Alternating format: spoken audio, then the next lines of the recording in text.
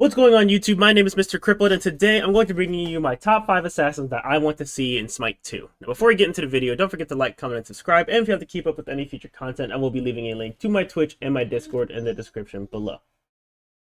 Now, at number 5, I want to go ahead and talk about Lancelot. Lancelot was kind of later on in Smite's history. He was a very fun god to play with. He kind of had a really broken release.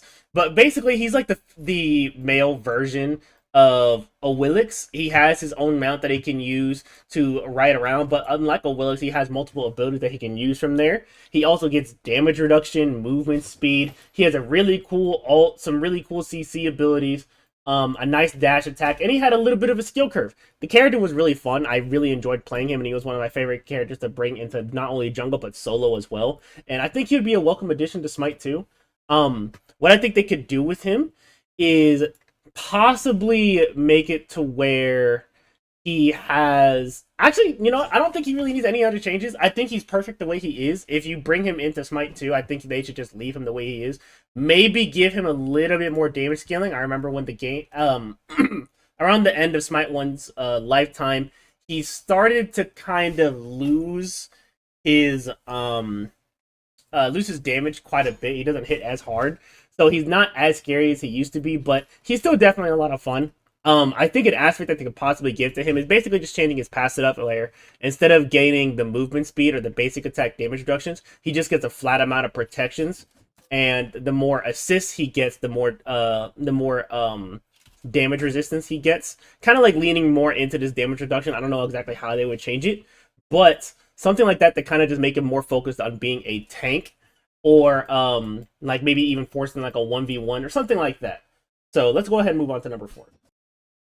Up next, I want to go ahead and talk about Set. Now, I know with his passive, you'd probably need Horus as a warrior to come in, and so he can get more benefits from the passive. But I still think he would be a really good addition. Mostly because I think this character would be a really great dual scaling character. I can see him doing mage builds, or I can see him doing full-on lifesteal builds. He was an attack speed based ability god, kind of like Nemesis is. And what made him really interesting is that he did have a little bit of a learning curve, learning when to use the skewer and the spawn of Set, and using your sandstorm properly, when to teleport in and when not to teleport in, was really fun to play him, especially as a solo laner. And then the ultimate basically just cranked up everything. He could spawn multiple clones. If you've seen the Danzabora aspect, that's basically what Set was. He basically just had Danzabora just now has Set's clone spawning, and he got a lot of damage off of it. Set was also notoriously good as a carry as well, in some weird ways because of his long range pokes. He had really good mobility, good lifesteal, good damage. He had an attack speed passive. He basically had everything you needed to be a successful god, just without the CC. I think maybe give him some CC in Smite 2 if they're going to introduce that. Like, make it to where if 2 clones hit the same person at the same time, the skewer, the activation of this ability will actually be a stun. But he did have a massive slow as well with the one as well, a 25% slow at that, and it had a pretty decent amount of range. So giving this character a stun might be breaking this character, but hey, if it does break the character, at least they can nerf him later on down the road. I just think it would be something cool to introduce. Now, at number 3, I want to talk about Tsukuyomi. Tsukuyomi is by far one of my favorite assassins in the game.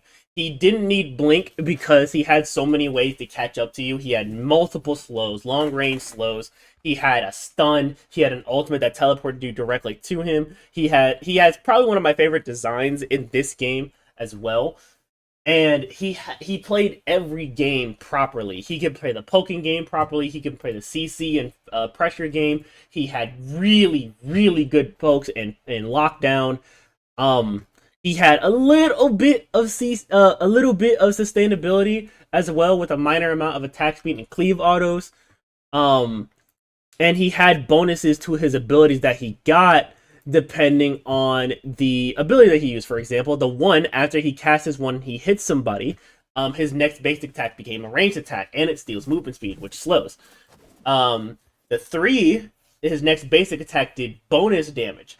I think it used to do true damage at some point, and then they changed it to bonus damage because it was just so broke. And then the ultimate, whenever he hit somebody, he hit multiple people at once. He couldn't be targeted while he was hitting in the attack animation. However, once he came out of that, he got the benefit from his 3 and the 1 after casting. So he got the long range ultimate and he got the true damage auto. So I think Tsukuyomi would be a great addition. If he does come into Smite 2, I think that maybe he should.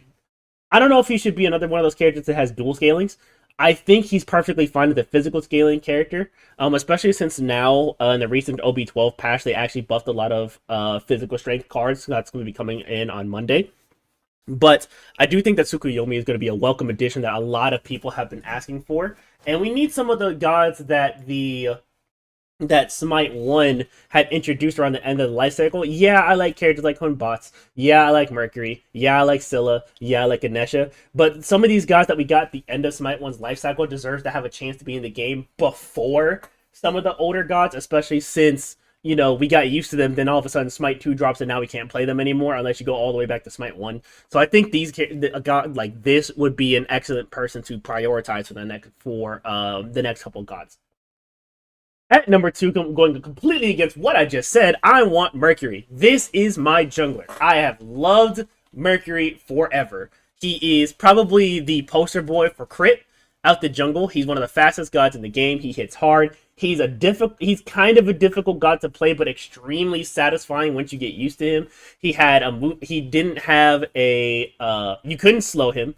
He had really good CC. He could one tap you. His first ability, as you can see right now, Made You Look, was a skill shot that also could crit. So hitting this ability and it critting for like 800 was oddly very satisfying.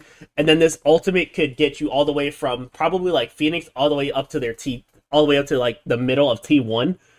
So he had very good pressure. He could rotate whenever he wanted to. He had good damage. I just think that if they do bring him into Smite 2, I think something similar to what Weekend said, I think he should be the fastest god on the map. If somebody has like 900 movement speed, you should have 901. If somebody has 20 movement speed, you should have 21.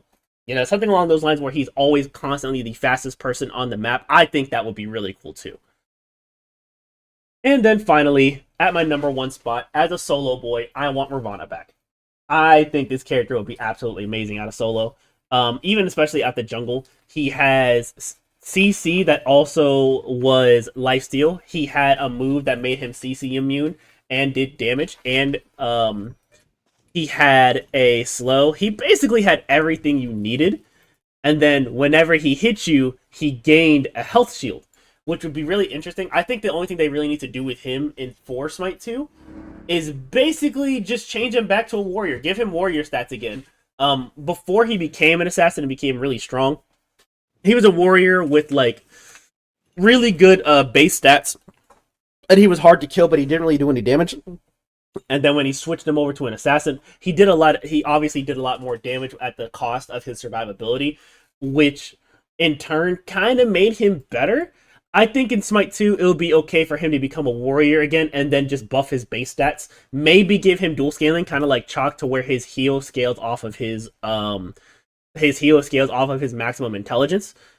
He also did have a stim ultimate, basically where he ulted somebody. After he hit somebody, he takes less damage from every person that he hits, and then he got a 10% damage increase, which is kind of amazing. It was a great install. It was a great way to close distance and not only kill confirm, but set him up for the next fight, because now he got 30% damage mitigation at max rank. So I think this god would be really, really cool to see into Smite 2. Something that I could possibly see with his aspect is possibly leaning more into this shield aspect, or instead of him gaining a health shield, he just gains like a Hunbot's passive where he gets more stacks of power.